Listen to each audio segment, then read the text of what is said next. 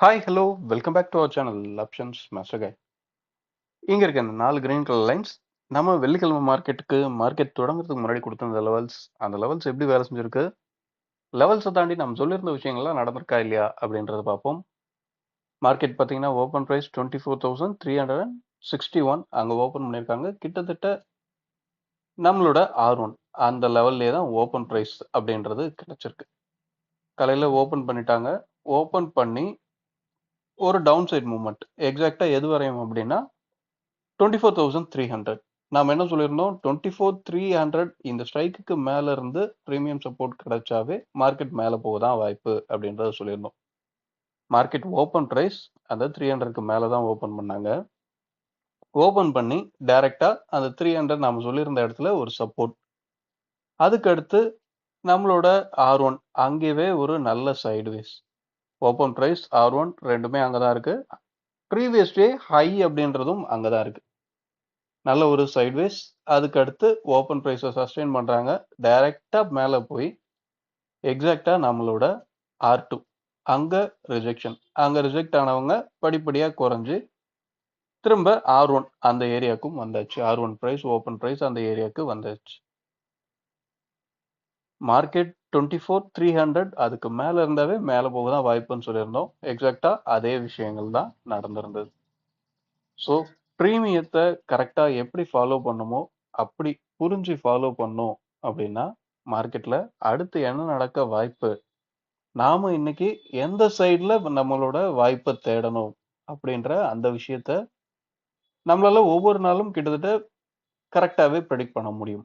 Prediction தாண்டி இந்த option chain run ஆகிறது ஒரு அல்காரிதம், பிளாக்-ஷோல்ட்ஸ் மாடியூல் அப்படின்ற அந்த ஃபார்முலால தான் ரன் ஆயிட்டு இருக்கு. ஸோ அந்த ஃபார்முலால என்னெல்லாம் நடக்குது, இங்கே நமக்கு என்னெல்லாம் ப்ராபபிலிட்டி, ஒரு செல்லர் என்ன நடந்தா அவன் பொசிஷனை ஆவரேஜ் பண்ணுவான், இல்லை என்ன நடந்தா அவன் பொசிஷனை எக்ஸிட் பண்ணுவான். என்ன நடந்தா எக்ஸிட் பண்ணுவான்னா லாஸ் வந்தா எக்ஸிட் பண்ண போறான், இல்லை ப்ராஃபிட் வந்தா எக்ஸிட் பண்ண போறான். இதை நீங்க நார்மலாக சொல்லிடலாம்.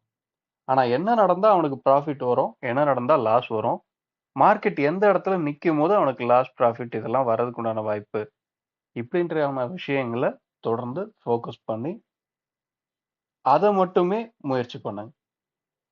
நீங்க ஸ்பாட்டை பை செல் பண்ண முடியாது அப்படின்றத எப்பயும் புரிஞ்சுக்கோங்க.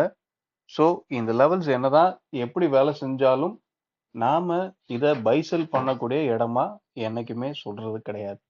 இதெல்லாம் ரெஃபரன்ஸ் பாயிண்டா மட்டும்தான் இருக்க போகுது.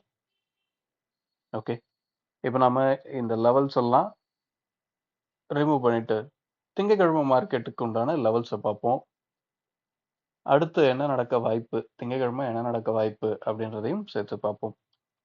நமக்கு திங்கக்கிழமைக்கு 24,524 அப்படின்றது R2 வரப்போகுது. 24,524. ஓகே, R1 அப்படின்றது 24,452 அப்படின்ற ப்ரைஸ் வரப்போகுது.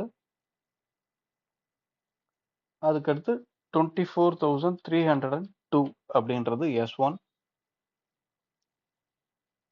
24,225 அப்படின்றது நம்மளோட S2 இருக்க போகுது.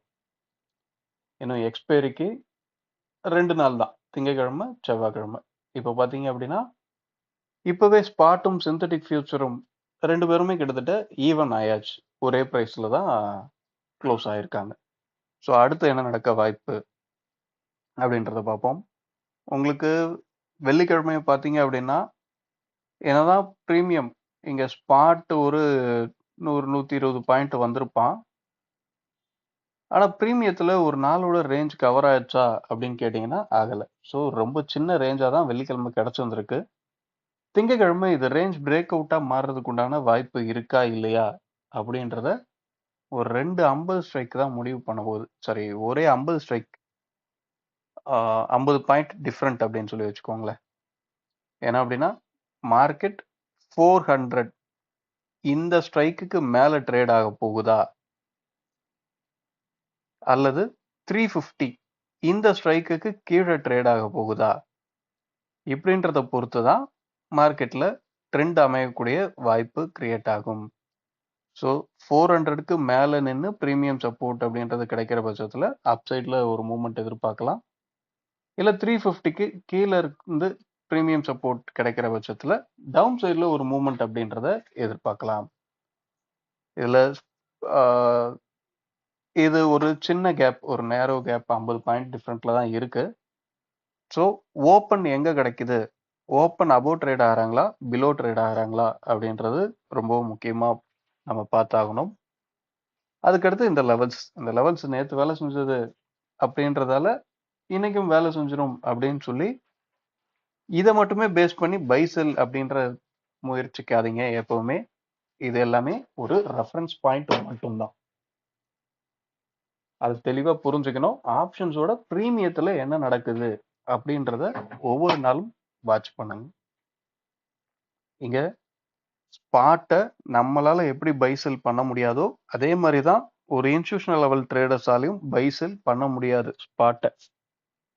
அப்போ ஸ்பாட்ல நாம எப்பவுமே ரெஃபரன்ஸ் மட்டும் தான் தேடணுமே தவிர ரியலா என்ன நடக்குது அப்படின்றத நாம பை செல் பண்ற அந்த ஆப்ஷன்ஸ்ல என்ன நடக்குது அப்படின்றத தான் நாம புரிஞ்சுக்கணும்.